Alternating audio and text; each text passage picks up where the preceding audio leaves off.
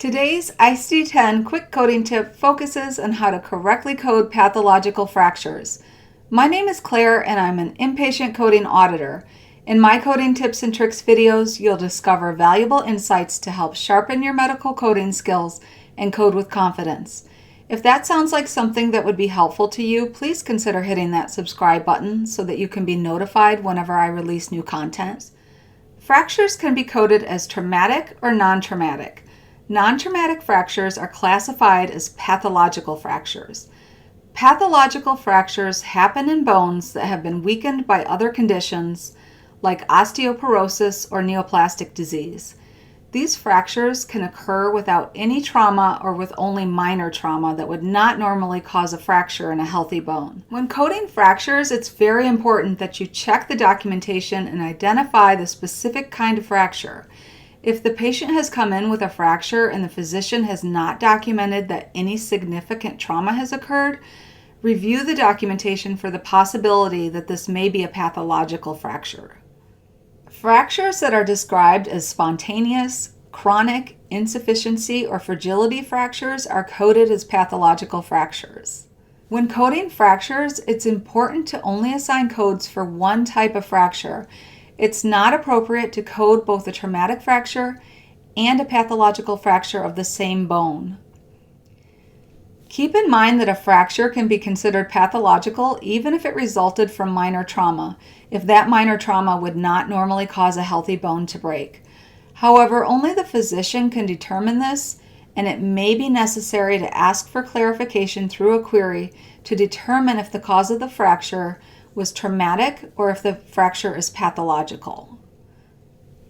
One type of fracture that often needs clarification is compression fractures.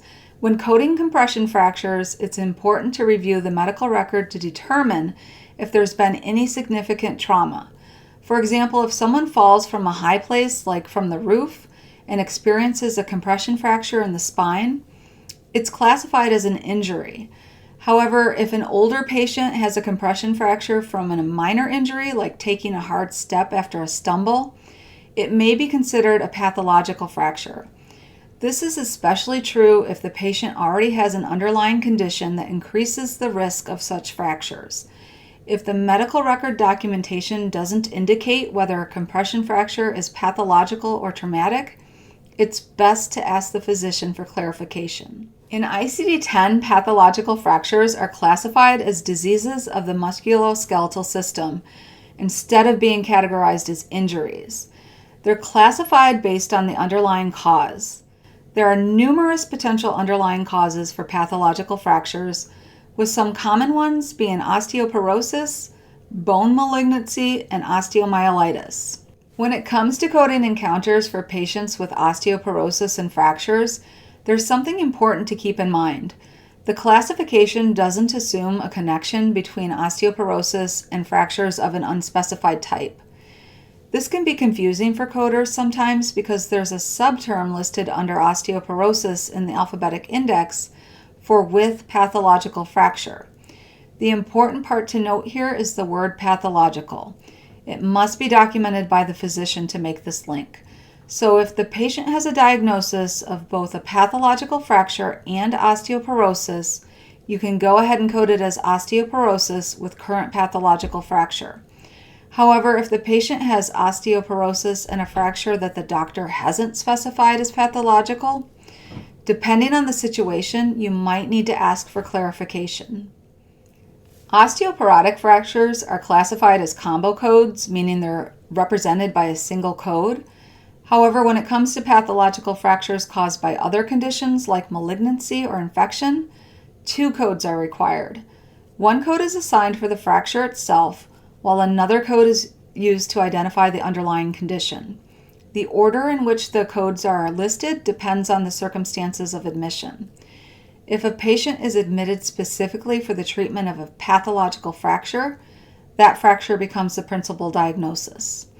On the other hand, if the patient is admitted for the treatment of the underlying condition and also happens to have a pathological fracture due to that condition, the underlying condition should be sequenced as the principal diagnosis. For example, suppose a patient has a pathological fracture related to metastatic bone cancer, and they're admitted specifically for surgical treatment of the pathological fracture.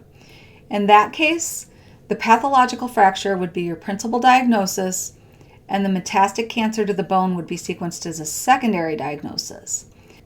Compare that to a situation where a patient with osteomyelitis and a related pathological fracture is admitted for IV antibiotics specifically to treat the osteomyelitis.